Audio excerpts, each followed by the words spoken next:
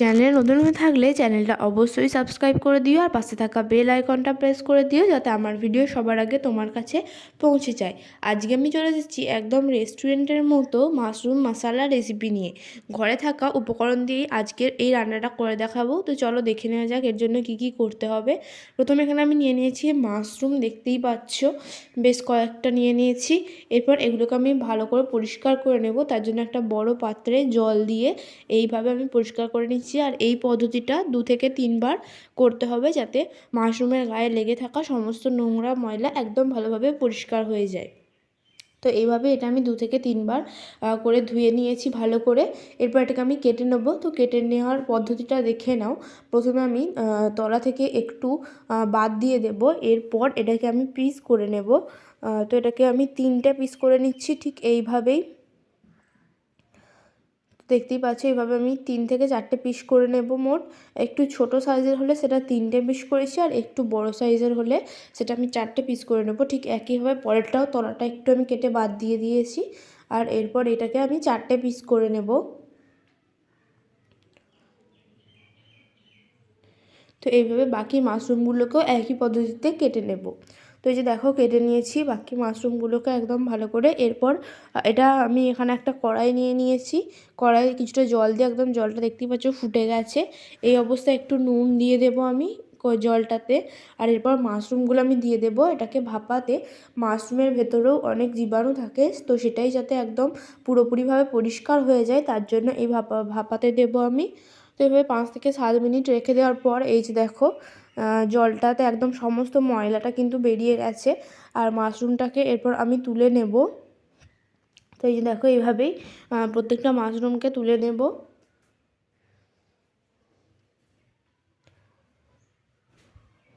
আর এরপর আমি এখানে নিয়ে নিয়েছি একটা কড়াইয়ে দিয়ে দেব কিছুটা সর্ষের তেল। তেলটা গরম হলে এখানে ফোড়ন ব্যবহার করব। তো ফোড়নে আমি প্রথমে দিয়েছি 1 চামচ মতো গোটা জিরে, একটু শুকনো লঙ্কা দিয়েছি, 2টো দারচিনি, আর দিয়ে দেবো 4টে এলাচ ফাটিয়ে। এগুলোই দিয়ে দেবো। এরপর এটা একটু ভাজা ভাজা হয়ে এলে এখানে আমি দিয়ে দেবো পেঁয়াজ। একটা ছোটো সাইজের পেঁয়াজ আমি ছোট্ট ছোট্ট করে কুচিয়ে রেখেছিলাম, তো সেটা দিয়ে দিলাম। পেঁয়াজটা দিয়ে 3 থেকে 4 বার এভাবে একটু নেড়ে চেড়ে নেব। তো এরপর এখানে আমি দিয়ে দেবো রসুন কুচি।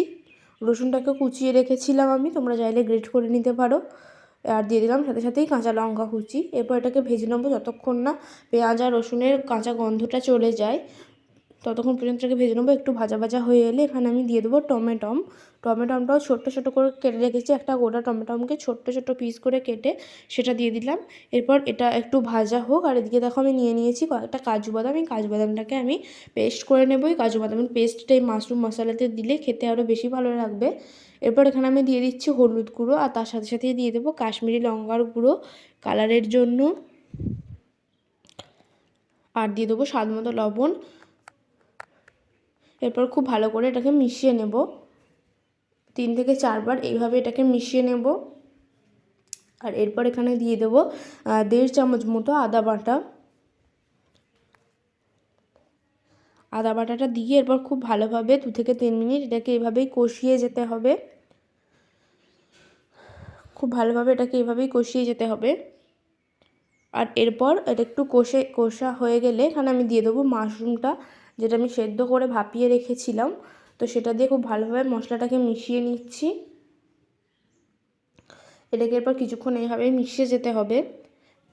এরপর যে 2 থেকে 3 মিনিট পর এরপর যে কাজু বাদামটা আমি বেটে রেখেছিলাম সেই কাজু বাদামটা এখানে দিয়ে দিলাম। কাজু বাদাম বাটাটা খুব ভালো করে মিশিয়ে নেব একবার। আর গ্রেভিটা আরেকটু পাওয়ার জন্য আমি এখানে ওই বাটিটা ধুয়ে আর একটু জলটা দিয়ে দেব। যে বাটিটা আমি কাজু বাদামটা রেখেছিলাম সেই বাটিটা ধুয়ে জলটা দিয়ে দেবো। তোমরা যদি আরও বেশি গ্রেভি চাও সেক্ষেত্রে আরও জল ব্যবহার করতেই পারো, তাতে কোনো অসুবিধা নেই। তো এরপর দিয়ে দিচ্ছি শাহি গরম মশলা, যার ফলে এটার স্বাদ আরও বেড়ে যাবে। খুব ভালো করে আরও একবার এটাকে মিশিয়ে নেব। আর এই মাশরুম মশলা কিন্তু এরকম খেতেই ভালো লাগে, খুব বেশি গ্রেভি হলেও ভালো লাগে না সেটা। তো আমি আর জল দেবো না এখানে। আর এরপর কয়েক টুকরো চিনির দানা দিয়ে দিলাম স্বাদটাকে ঠিক রাখার জন্য। আর ওপর থেকে ছড়িয়ে দেবো ধনেপাতা কুচি। তোমরা কেউ যদি ধনেপাতা পছন্দ না করো সেক্ষেত্রে এটা স্কিপ করে যেতে পারো, কোনো অসুবিধা নেই। তো এরপর ধনেপাতাটা দিয়ে খুব ভালো করে মিশিয়ে নেব। এটাকে এরপর 4 থেকে 5 মিনিট আমি এইভাবেই মিশিয়ে যাব। আর মাশরুমটা কিন্তু একদম ভালোভাবে এটা সেদ্ধও হয়ে গেছে। তো এই যে দেখো, এরপর গ্যাসের ফ্লেমটা অফ করে দিয়েই তুলে নিয়েছি আমি। কেমন লাগলো জানিও, আর ভালো লাগলে ভিডিওটাতে অবশ্যই লাইক করে